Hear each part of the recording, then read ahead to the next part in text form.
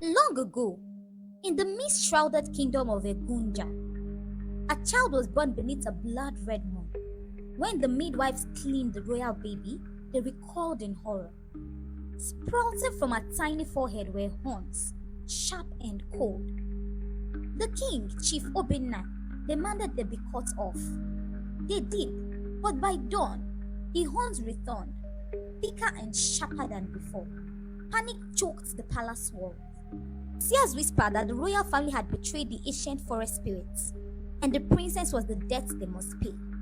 Some wanted her dead, but Queen Funaya defied them all. She swore her daughter would live, curse or not.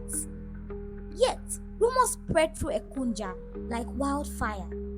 The princess with horns who could never marry, for any man who touched her would lose his soul by dawn. The first suitor, Prince Kelechi of Ogidi, arrived with a caravan of silk and spices.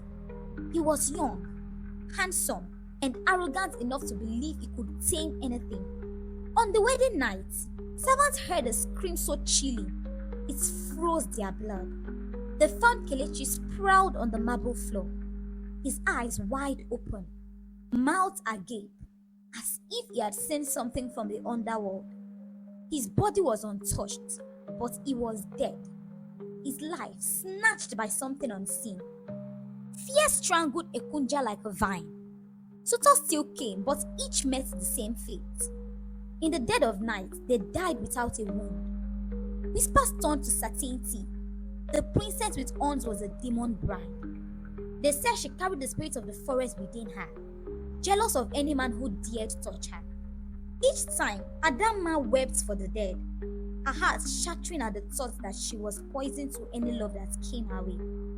Haunted by guilt and loneliness, Adamma wandered the palace gardens under moonlight, her horns gleaming like ivory crowns. One night, an old witch named Mama Ebe appeared by the ancient Iroko tree. She was the last living keeper of the old forest ways. She called out to Adamma, whispering truths the priest had buried. Mama Ebe told her that her horns were not a curse but a theta, a link to the ancient forest spirit our ancestors betrayed. The spirit, a guardian of life and death, bound itself to Adamma's bloodline until the royal family restored what they had stolen. The sacred grove they cut down to build the palace. Each man who tried to claim Adamma as wife without honoring the pact would have his life stolen by the jealous spirits. Adamma's tears fell on the root of the Iroko tree.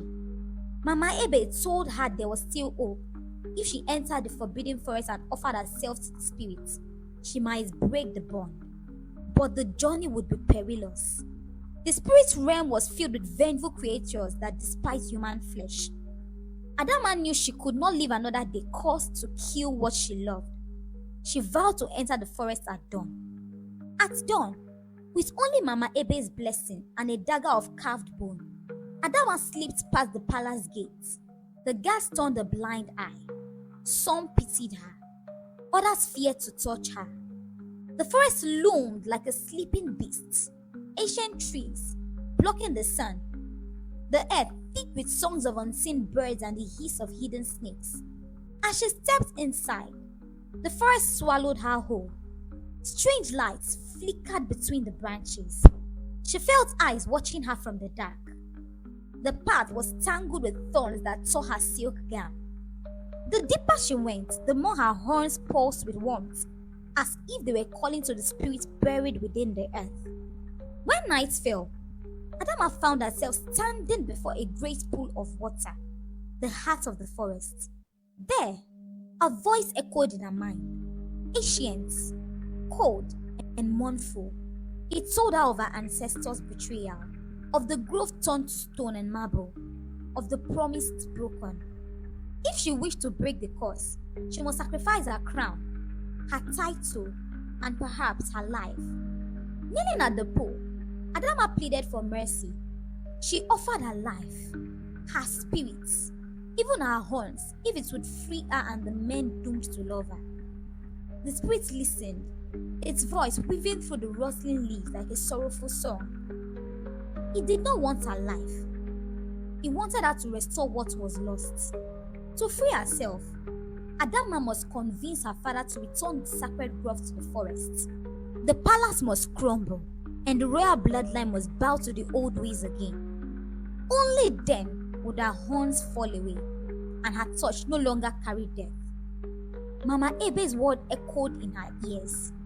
It is not a curse, but a death. Adamma rose from the pool, her resolve like steel. She will return to Ekunja not as a princess waiting for a prince, but as a storm that will shatter her family's greed and fear. The forest will reclaim what was stolen, and she would reclaim her life. When Adamma emerged from the forest, the people gasped. Her horns glowed with an emerald light. Her eyes gleamed with the spirit's power. Rumors raised ahead of her. Some called her a goddess. Others, a demon returned to claim vengeance. Chief Obinna trembled when his daughter stood before him, her gown torn, her hair crowned by living branches. She demanded an audience in the royal courts. Elders, priests, and warriors gathered to hear her decree. She told them the truth of the blood debt owed, of the men who died because of their grief, and of the forest rots that would never sleep. Many scoffed, but the earth beneath the palace cracked and trembled as if to answer her. Adamma gave her father a choice: return the grove, abandon the marble palace, or what the spirits reclaim is with fire and flood. Chief Obinna wept, for he knew the truth deep in his bones.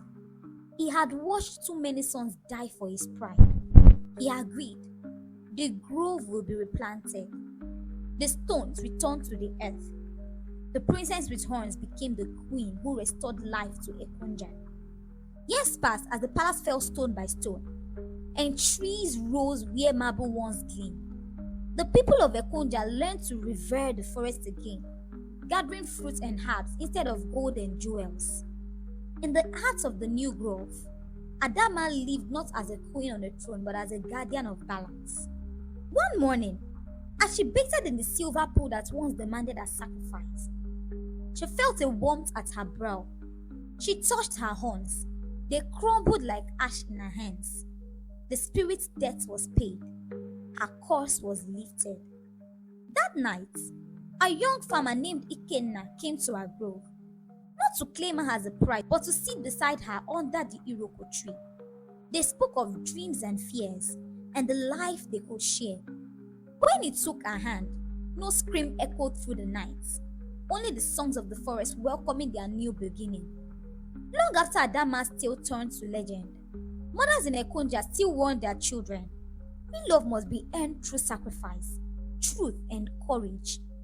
They spoke of the princess with horns, the girl no man dared to marry because the wrong men came for her, men who saw only gold and power, never the spirit sleeping beneath her skin. The grove she restored became sacred once more.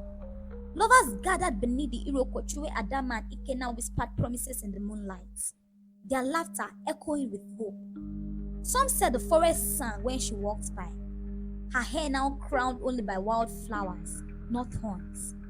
Yet on nights when the moon bled red again, elders claimed they saw shadows moving at the grove's edge, shapes like twisted horns hiding among the trees. Whispers drifted that the spirit of the forest is never truly satisfied, that death paid in blood grows roots in silence. Sometimes, the wind carried Adamma's voice, not as a queen or guardian, but as something older, something waiting.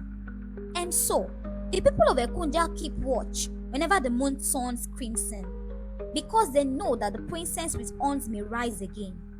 And this time, she may not come to beg or to plead, but to claim what was promised and what was stolen still.